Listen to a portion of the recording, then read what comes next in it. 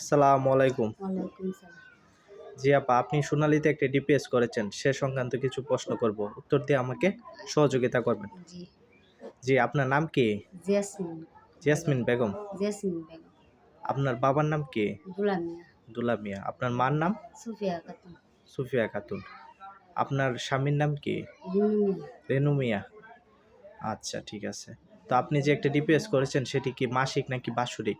মাসি মাসিক। মাসিক কত করে? 1000 টাকা। মাসিক ১,০০০ টাকা করে। জি, এটা কত বছরের জন্য করেছেন? 10 বছর। ১০ বছর। আপনি কি পুরাপুরি সুস্থ আছেন? জি, সুস্থ। আপনার কি কোনো হার্টের সমস্যা বা কোনো হাঁপানি, না, বড় ধরনের কোনো রোগ-টোগ নাই তো? না জি নাই কিছু। আপনি নিয়মিত ওষুধ পান করেন? না, আপনি পুরোপুরি সুস্থ। সুস্থ। আপনি যে ডিপিএসটি করেছেন, ডিপিএসটিতে নমিনি কাকে দিয়েছেন? আমার ছেলেকে আপনার ছেলেকে। আপনার ছেলের নাম? জহুরুল ইসলাম।